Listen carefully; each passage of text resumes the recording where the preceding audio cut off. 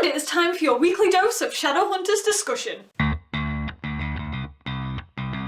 So episode 5, Stronger Than Heaven. I really enjoyed this episode because I felt like it gave us a little more drama. As painful as some of the scenes were to watch, yes, I'm looking at you, Malik scenes, it definitely created a lot more tension, and I think there's going to be a lot more angst from this point on. We also got a lot more Luke, which is the type of content that I am all about. Speaking of Luke, let's start with him. In this episode, we got to see Clary working with him again.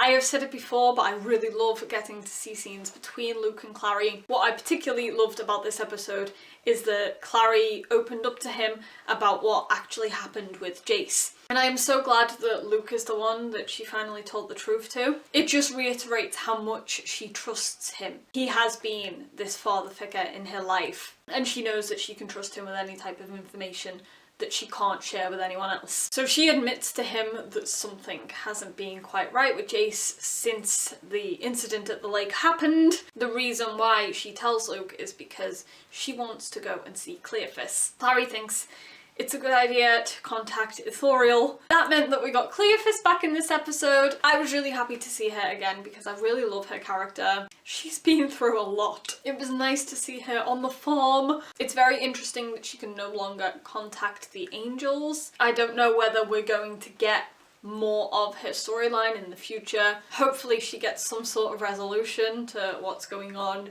I mean, she did do bad things, but she's not a bad person. So because Cleophas can't get in touch with the heavens, it's down to Clary to do it herself. She summons Ithoriel, and it was such a beautiful scene for a while. He flies down from the heavens, suddenly it's daytime, he's all nice, and a little bit creepy. I don't know why, whether it's just because he's this almighty, intimidating angel, but yeah. He was a little creepy, but you know, he was willing to help. He was about to tell her all about Lilith. Just as he's about to say who Lilith is, Lilith appears in the worst possible way. Oh my god, I wasn't ready. I don't know why. I think the show was aiming to lull us into a false sense of security, but because I was on edge over Ithoriel anyway, I had a bad feeling about that scene in general, but I definitely wasn't expecting Lilith's whole hand to come through Ithoriel's chest and grab his heart. I wasn't ready for that. Poor Ithoriel. Oh my god. I mean, I know I find him a little creepy, but he didn't deserve that. So let's talk about Lilith for a second. First of all, didn't realise she could turn herself into a flying pterodactyl type creature. That thing is creepy. It looked amazing though, I will say that. When we saw some brief shots of it in promos leading up to the start of this season, I thought it looked impressive. So I was glad that it actually did look impressive getting to see it in the episode, because you know how touch and go CGI and stuff can be in shows like this. Sometimes things that are meant to look scary can actually look a little bit dodgy, but this one looked incredible. Lilith's aim in this episode is to take a piece of Clary's soul. We start the episode with her visiting Magnus. Part of me was really hoping that Magnus might be slightly aware of who she is, or maybe know that something isn't quite right, but she worked her way around him, got him to trust her, and you know, she was very convincing, so I can see why Magnus fell for it. But to complete it, she needed a piece of Clary's soul. The first demon that she sent ended up going to Izzy, because Izzy was wearing Clary's dress, but she does manage to get what she's after in the end. Whilst we're on the subject of Lilith, let's talk about Jace. He still has no idea what's going on inside his head in this episode. So in this episode, he's really taking time to think about what he wants to do. Because of that, we get some fantastic scenes between him and Simon. I was so happy to see him with Simon again. Jace is kind of looking for a distraction in this episode, and Simon provides that. He intends to find out what's going on with the mark on Simon's head, ends up going back to Simon's new flat, and of course everything is too perfect. Everything within this flat appeals to Simon's nature. Simon doesn't see it, But Jace is immediately suspicious. You know, he's been trained to spot out these sort of things his whole life. He knows that it's not all it seems to be. So he ends up breaking into Jordan's bedroom. I need more scenes like this between Jace and Simon because they were just so funny in this episode. Jordan/Kyle walks in whilst they're rummaging through his things, and it all comes out that Jordan is actually a werewolf and he's part of the Praetor, and that he was put there to keep an eye on Simon. And of course, Simon really doesn't like that at all. He doesn't like the thought of somebody trying to baby him. He wants to just be able to live his life. You know, so many things have happened to him. He just wants to feel normal. He wants to go and do gigs. He wants to go out wherever he pleases. He doesn't like the idea of having somebody watch him all the time to make sure nothing goes wrong. What was great is that it's Jace that manages to persuade Simon to go back to the apartment after he walks out, when Jace threw the money into Simon's guitar case. The line where he says that he's helping the homeless. I hate him as much as I love him, honestly, but to give him credit, he does actually manage to get through to Simon, make him see sense that this help isn't a bad thing and that Jordan really is just doing his job. I am hoping that after this we get to learn more about Jordan and the Praetor, because we still haven't seen him come face to face with Maya yet. There's still so much backstory there, and I'm looking forward to seeing what the show does with it, because so far in the show we really don't know enough about Jordan. He's just this guy that's arrived to help Simon. But that will change. It will. So at the end of this episode, Jace goes to Alec to tell him that he actually is going to seek help inside the City of Bones. I loved the scene between them, although it was brief. It just reminded us of their bond. That hug between them, so pure. Exactly what I needed, especially after the stressful Malik content.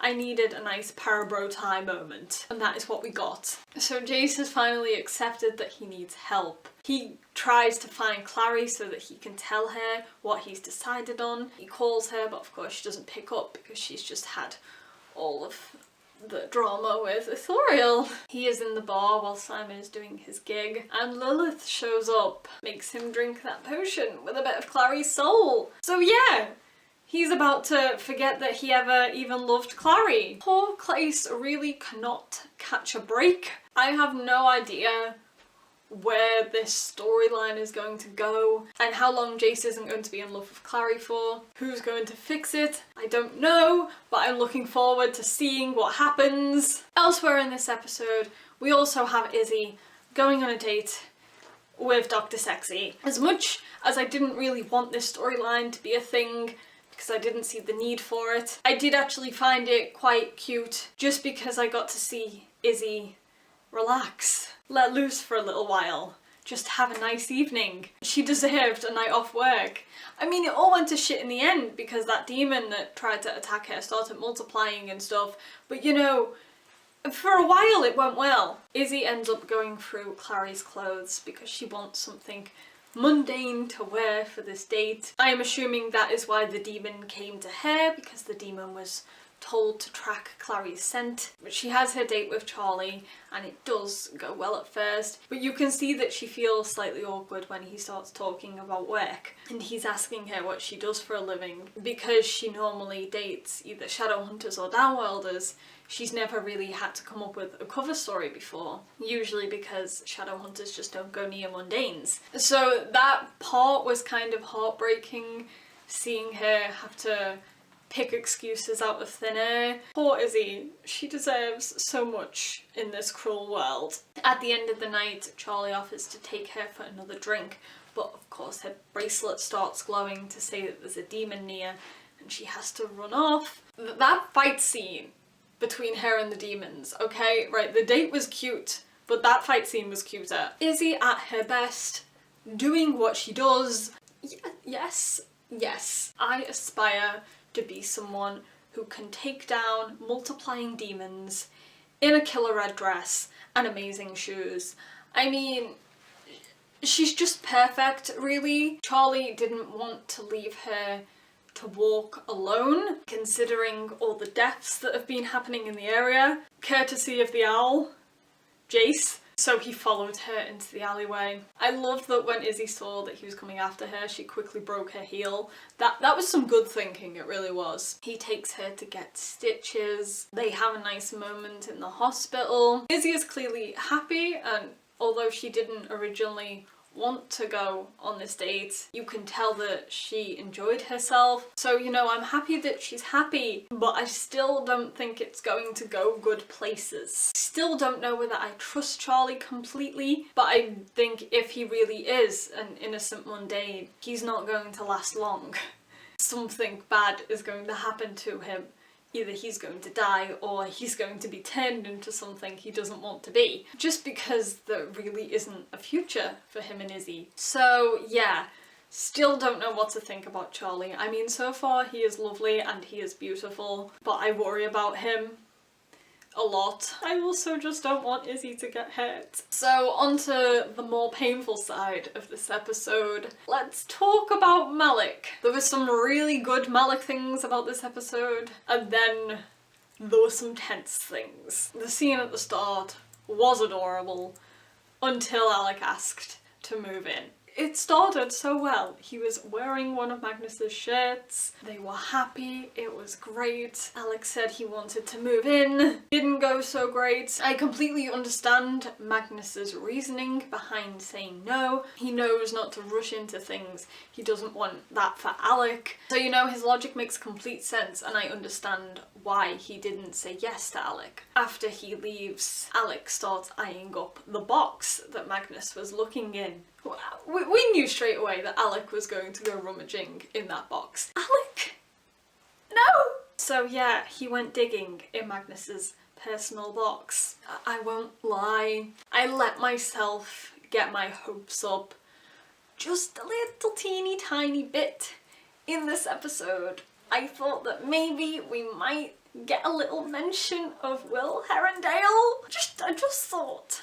Only because in City of Fallen Angels, when Camille ends up being brought into the story, she ends up bringing up Will, and it's Will that sends Alec into these jealous rages that he gets in the books, where he's sulking all the time. Even though Magnus was never in a relationship with Will, Will is still such a big part of Magnus's history. So I thought that with Magnus's past being brought up, and the people in his life, that we might get just a little mention. I hoped, just because I love Will Herondale so much and I want him mentioned in the show. But yeah, it didn't happen. Instead we got Soldier George. Alec really doesn't like the idea of Magnus having a little box to put his memories of former lovers in. What I did really love was that Alec owned up to what he'd done. At the end of the episode, when he went to Magnus's apartment, he did tell him that he'd done something he regretted, that he'd gone through Magnus's things. Of course Magnus already knew, but I like the fact that Alec owned up to it. This scene between them was so painful to watch though, seeing Magnus talk about the people that he's lost as he's grown older, and then Alec responding by talking about one of his arrowheads being in the box in the future. It's so horrible because I understand both sides. Of course Magnus would want something to remember people by, and of course Alec would be hurt by thinking he's just going to be a token in the future.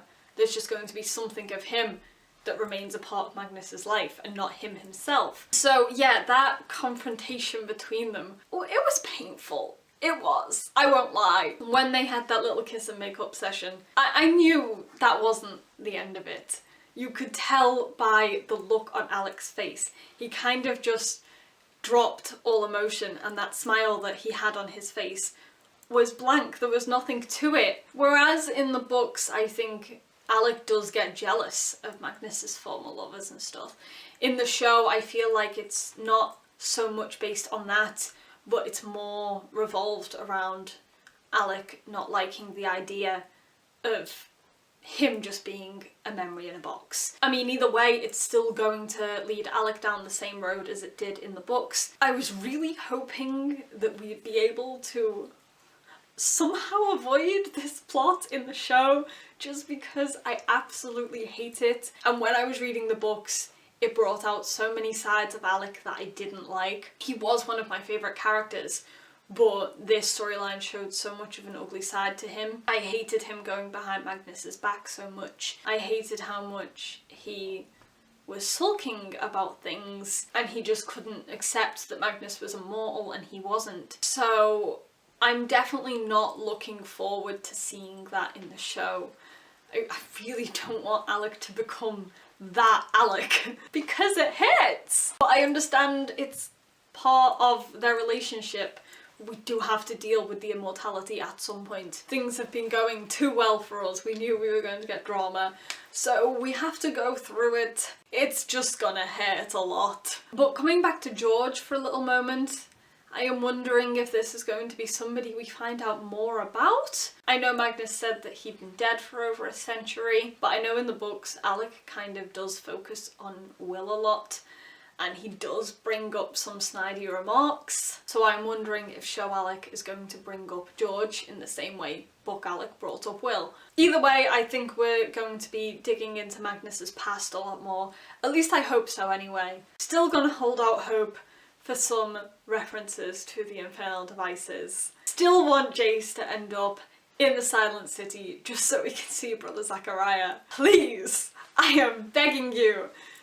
Feed me! Whilst we're still talking about Alec though, I want to mention that scene with the other Shadowhunter at the Institute when he comes to speak to Alec to thank him for what he's done and how this Shadowhunter was able to come out in the Institute because of Alec. I loved that scene so much. Even though there was some Alec angst in there when this guy started talking about Alec's perfect relationship, but on a whole, that scene was really cute. I live for Alec inspiring other people. That's my baby! So yeah, they were my main points of interest in this episode. I am very nervous to see where the storyline with Clary and Jace goes. The promo for next week does not look fun. Malik angst absolutely everywhere. No. No! No! Also, I really don't like Lilith being in control of Jace. She's creepy. I'm scared for him. Yeah, so in general, next week I'm terrified of episode 6. As always, if there is anything I have forgotten to mention, then feel free to leave it down in the comments and I will discuss it with you. Please tell me your thoughts on this episode. Thank you guys so much for watching. I will be back here next week with another video. Bye!